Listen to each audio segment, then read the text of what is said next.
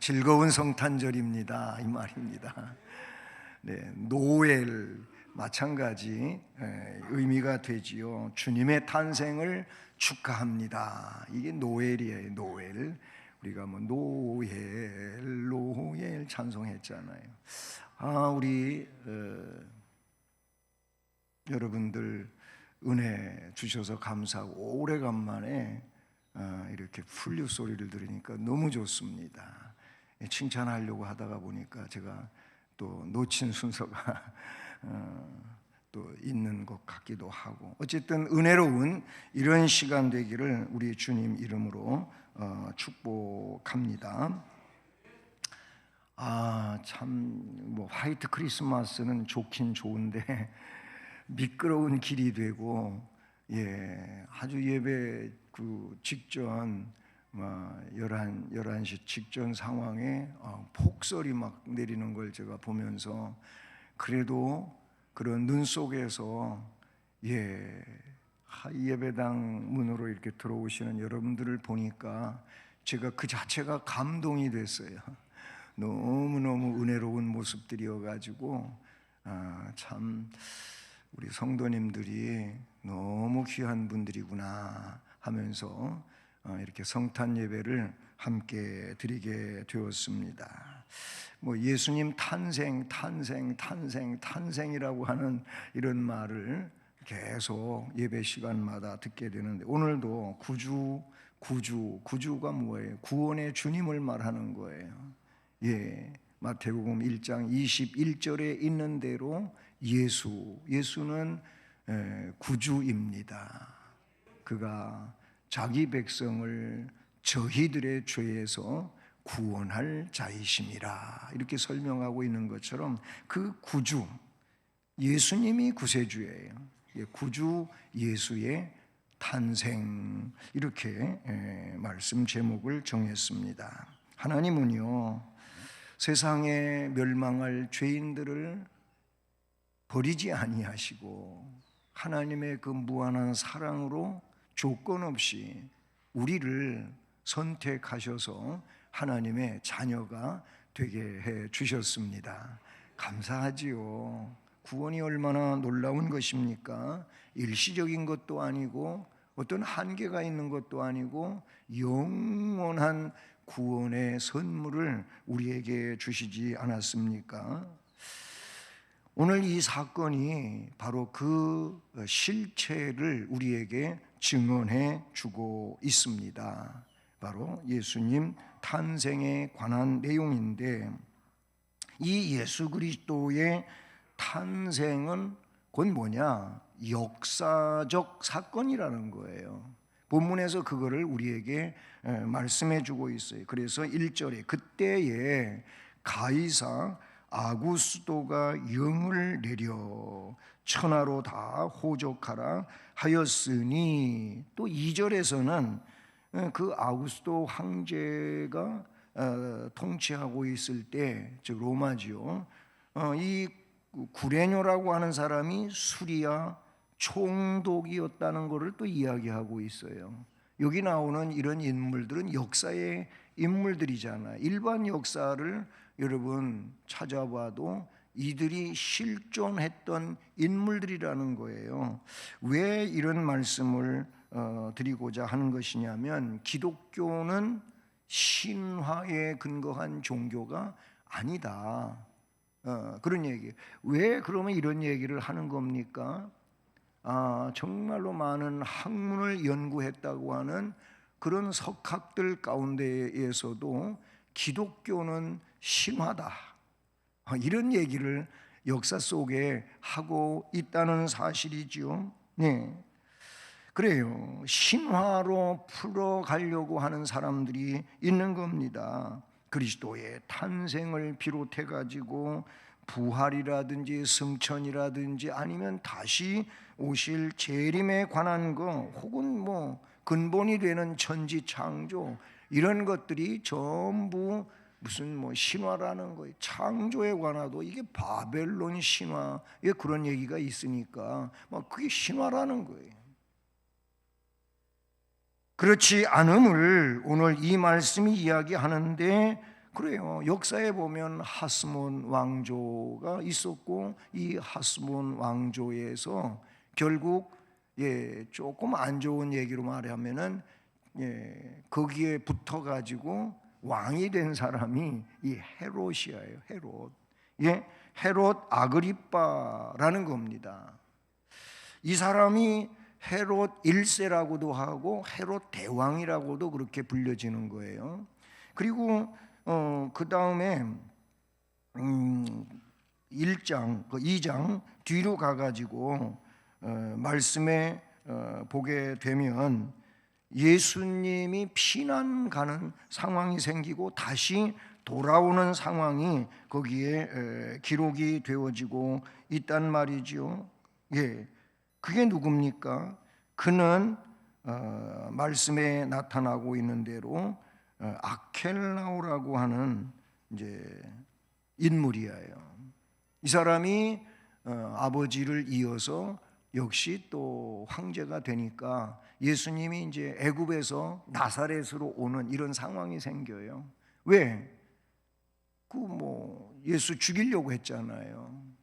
그리고 예수님이 결국 나중에 공생애를 마치면서 체포되고 빌라도 총독 앞에 서기도 하고 거기 또 헤롯 앞에 가서 서기도 해요.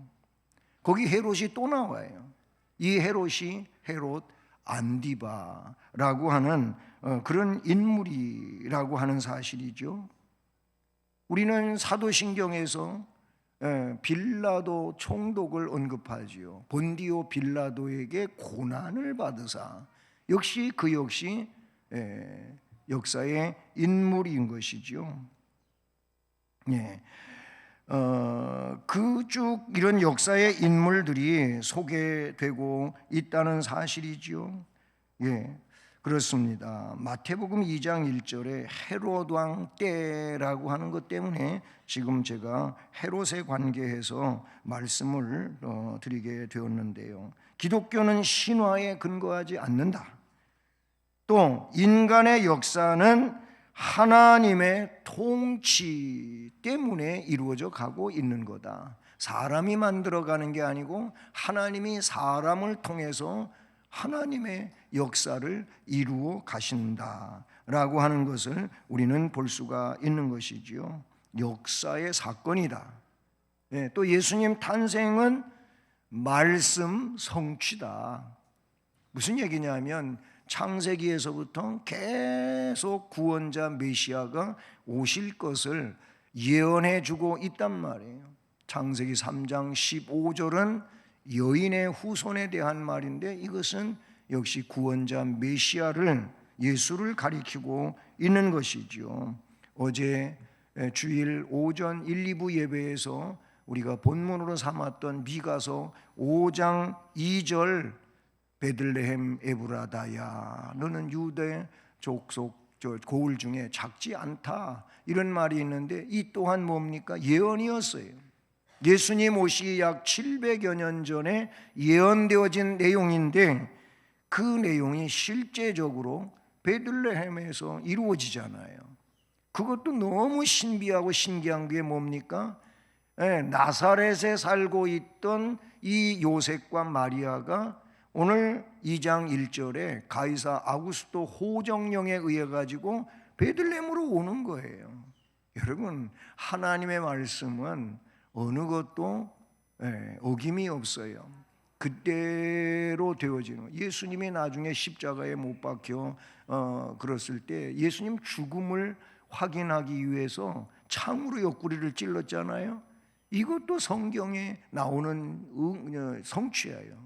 왜 그렇게 하는 겁니까? 원래 십자가에 달려가지고 죽음을 확인하는 거는 창으로 찌르지를 않아요. 그냥 해머르다가 십자가 밑에서 확인하기 위하여 그 구부러져 있는 무릎, 튀어나온 무릎 부분을 그냥 때려버리는 거예요. 그렇게 해서 뼈를 으스러뜨린단 말이죠. 그런데 그렇게 했어요. 예, 이 강도들은 그렇게 했어요. 그런데 예수님 앞에 와가지고는 그냥 창으로 찔러요. 그게 시편 22편에 나오는 말씀이고, 또 뼈가 꺾이지 않게 하겠다고 하는 그 말씀을 응하는 거예요.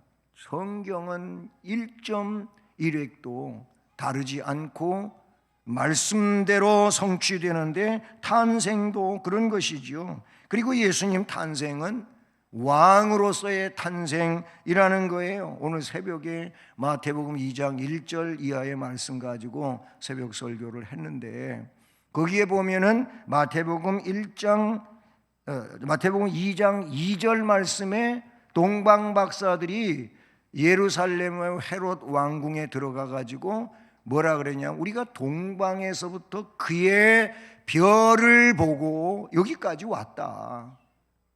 그 왕이 어디에서 나셨는지 좀 알려주시오. 왜냐하면 저 이란 땅에서부터 별을 보기는 보고 또 왔어요. 실크로드를 따라갖고 왔는데 유대 땅에 오는데 별이 없어진 거예요. 그래서 왕궁으로 찾아간 거죠. 예?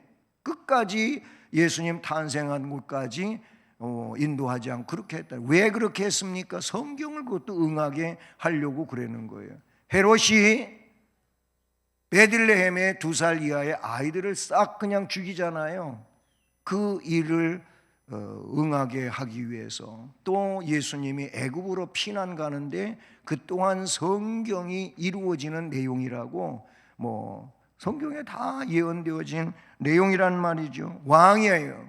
그의 별, 이 별에 대해서도 성경에는 어떤 별 모양인지는 말하지 않고 있지만은, 많은 학자들은 그 별은 왕을 상징하는 별이었다는 거예요. 그래서 별이 보면 꼬리들이, 별 그 꼬리 각들이요 다 비슷비슷한데, 그때 그 별은 특이한 별로서 한쪽 그 끝이 땅으로 쭉 길게 내려왔었다는 거예요.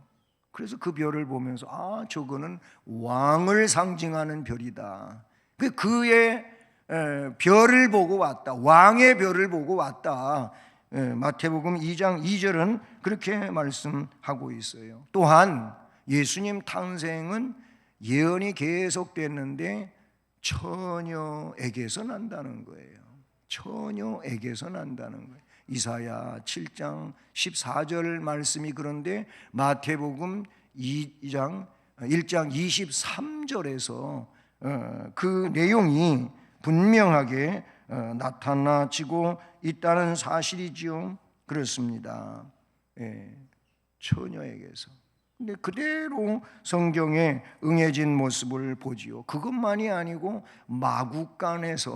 마국간에서 탄생한다는 것인데, 이것은 예수님의 일생하고 너무나도 매치가 잘 되는 거예요.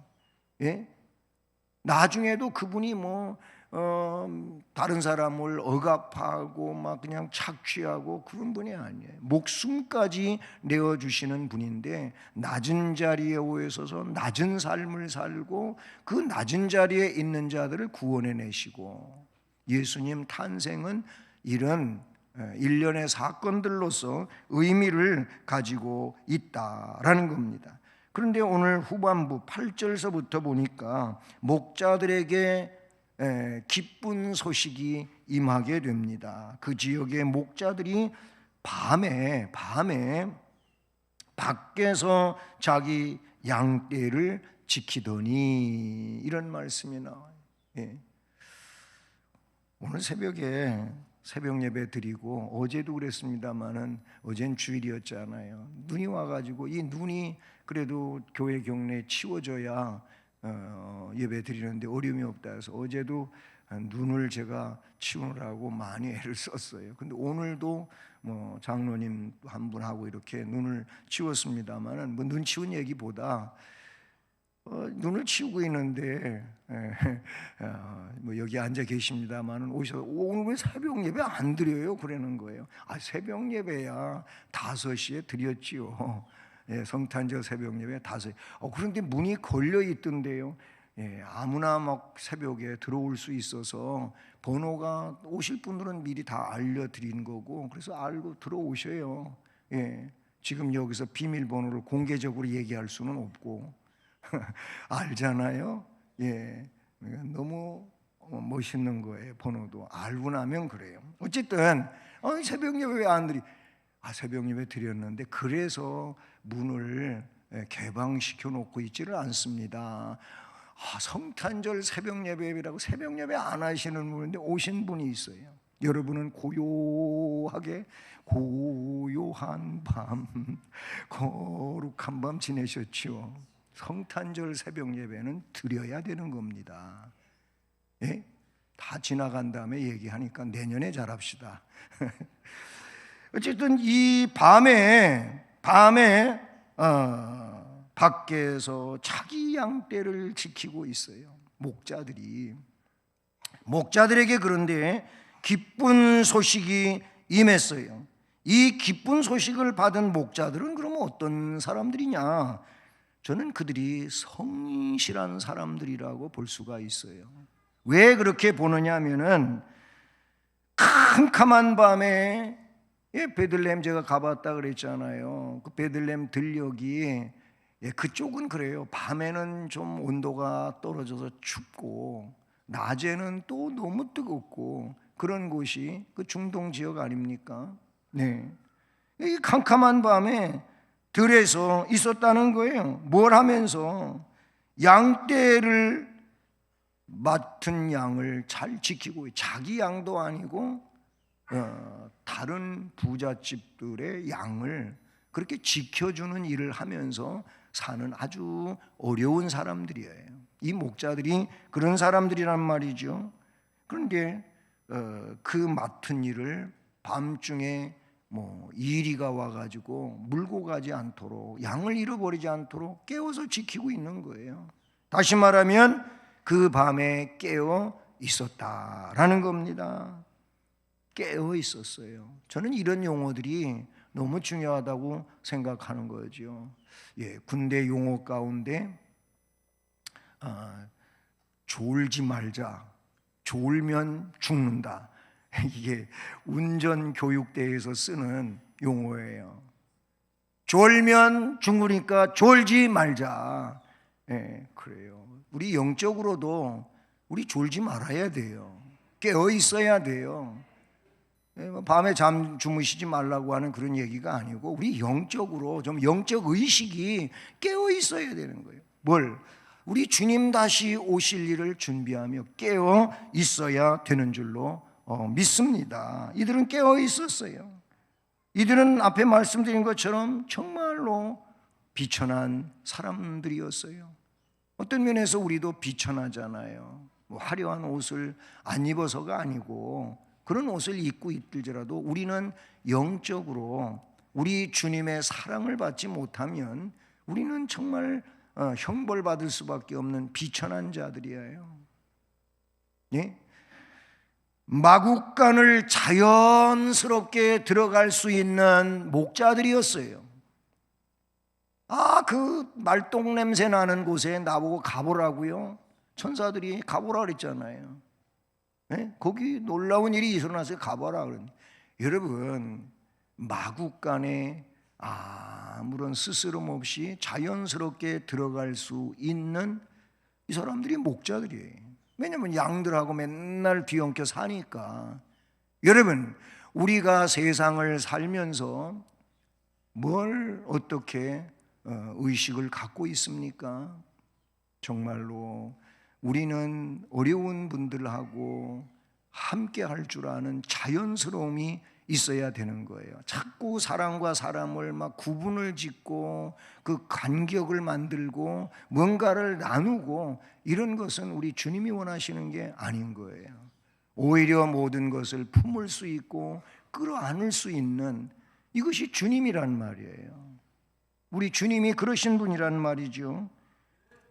그래서 그들을 그곳에 가보라고 했어요. 그러면서 그 목자들이 너무 놀라운 것을 받았어요. 그게 뭡니까? 하늘 영광을 그들은 받습니다. 할렐루야. 이게 중요한 거 아니겠어요? 하나님으로부터 하늘 영광이 그들에게 주어졌어요. 9절에 주의 영광이 그들을 두루 비추매. 우리 하나님의 영광이 두루 비춰지는 자들, 이것이 복 있는 거 아닙니까? 그런가 하면 10절을 보면 두려움을 그치게 하는 소식을 전달을 받았어요. 천사가 이르되 무서워하지 말라, 두려워하지 말라, 그런 말이에요.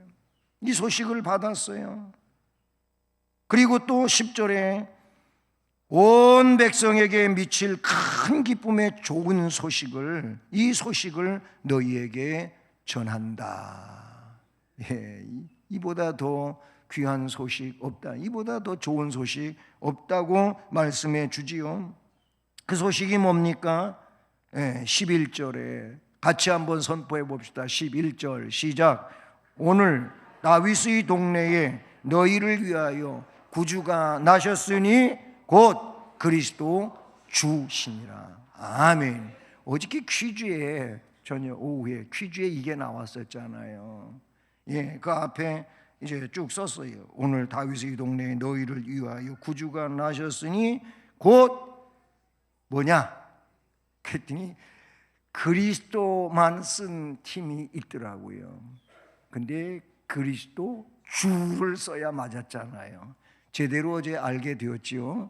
예, 그래요. 그리스도 주시니라. 그 주, 그리스도가 되시는 주님이 오셨으니, 다윗의 동네 베들레헴에, 그런데 이게 큰 기쁨의 좋은 소식이라는 거예요. 그리고 14절에 가서 천사들의 노래가, 어제 오후 예배에 제가 본문으로 삼았던 것이 13절과 14절인데 요것도 퀴즈에 나왔더라고. 예, 지극히 높은 곳에서는 하나님께 영광, 땅에서는 하나님이 기뻐하신 사람들 중에 평화, 예, 평화라는, 하나님께 영광이고 땅엔 평화라는, 주님이 오신 것이 그것이고 주님이 임한 심령이 하나님께는 영광이고 땅에는 평화가 되는 줄로 믿습니다. 이 성탄의 소식이 우리 마음에 가득하고 또 오늘을 살고 또 내일을 살고 삶을 살아가는 우리 모두 되기를 축복합니다. 은혜로우신 하나님 감사합니다. 귀한 시간 주시고